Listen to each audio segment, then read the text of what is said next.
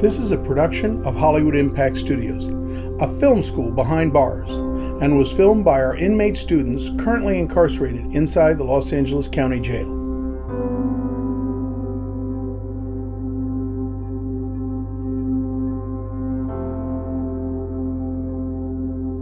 So Henry, you've now kicked the habit.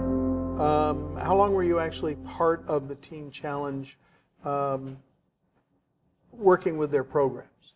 In the early years, it was 4 to 6 months, and I graduated in 4 months. Okay. And I became a junior staff in training mode. And then how long were you with Teen Challenge in their staff?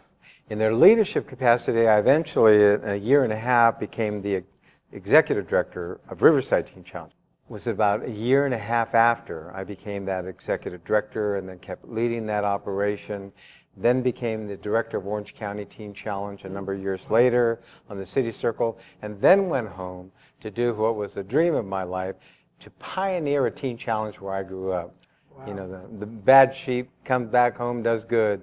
So I connected with Victory Outreach and Campus Crusade for Christ and all of these other ministries, and we started doing what they call crusades in the Imperial Valley, and all the folks that knew me, you know, couldn't believe I was back because the news was there. And I guess the most proudest thing that I can remember is Dad's name was finally in the good light, you know, and his son was home, and he was pioneering Teen Challenge and doing good in the Imperial Valley. On my board of directors at Teen Challenge, I had the court judge that sent me to the federal pen. Wow. I had the captain of the police department, who was a narcotics officer before that sent me. Wow. And busted me over and over again. I had all of these folks that played a role in my past life in different arenas were now on my board of directors. Wow. It was an incredible time. Wow. So now, after Teen Challenge, how did your life change? You had mentioned before that you ended up, I believe, meeting then Governor George W. Bush. Tell us a little about that. It actually started at the very end of my career in Teen Challenge. I started to realize that as a director of Teen Challenge in Riverside and Orange County and in the Imperial Valley, that if you weren't out there working with the community constituencies and the departments of mental health and drug abuse control services, you were just some isolated faith-based organization. You had to engage, and with law enforcement. Right. So I started, you know, the operations, Orange County and Imperial Valley, were outreaches. They weren't residential communities. Okay. So it afforded me the opportunity in those latter years to engage in those kinds of positions, to go on the county advisory board with the Department of Mental Health and Drug Abuse Control Services, and engage in all of that kind of stuff. And when I finally left Teen Challenge in 1986, I was invited to compete for a position as a drug abuse counselor with Riverside County Department of Mental Health. And there were 15 folks that had degrees. I was the only guy that didn't have a degree. Wow. And there was only one position. And you can imagine what the Lord did. I secured the post. I became a drug counselor for a couple of years with Riverside County Mental Health. I had the most incredible time to understand the other side of the picture. What was it like for those folks to have to deal with caseloads of gang members and drug addicts and alcoholics and try to help them, you know? And it was an unbelievable world for me. And that started that whole process of understanding that if you're really going to make an impact anywhere, you have to be in the middle of the process. And you've got to be engaged at certain levels. And the more I understood, the more that I engaged in, the more commissions and organizational groups that I was part of, boards of directors, the more other folks wanted me to be part of what they were doing. And in 1990, I created a drug prevention movement called the Western States Youth Alliance. And I did it for my two boys. Because Pops had that fear that my two boys after high school could take the same road that Dad did. And so I created this drug prevention movement that was not just on campus. We traveled to other schools and to big community conferences. This wasn't anti-drugs. This was about the gifts that those kids had, what we could engage them in. And what all high school kids, I found out, wanted was to be a leader.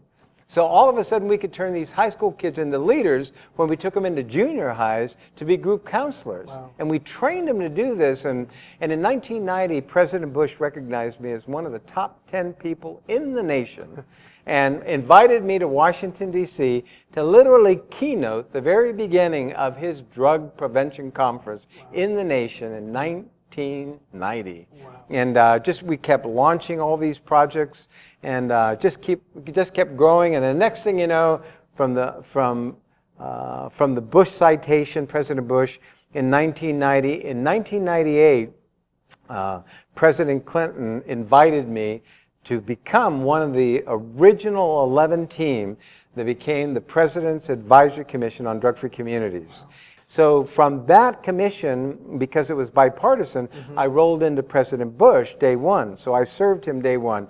Within a matter of a couple of months, the president had reappointed me. I was already on the commission. Right. And reappointed me as the co-chair with First Lady Hope Taft. So we orchestrated that whole movement for a couple of years. Then the president asked me if I would assume a new role, go through Senate confirmation, the highest appointment factor in the nation, and go on to the board of directors of the Corporation for National Community Service. An honor and a half. I couldn't believe it. And that corporation was created by President Clinton. So it was a bipartisan board again, by presidential appointment, Senate confirmation. Served there for a number of years until the White House finally asked if I would serve the president directly and become the director of the USA Freedom Corps, which is the 9/11 office for the nation. And what an honor to actually serve in that capacity. It was an executive order office, which meant that I worked directly for the President of the United States. Our meetings were in the Oval Office, and the opportunity to engage with the President in those last 2 years, 07 and 08, were phenomenal. So from 1998 all the way to 2008, I was under presidential appointment every day till I left the White House. The end of 08, the end of the administration. That is quite a journey. Yes, it has been. Quite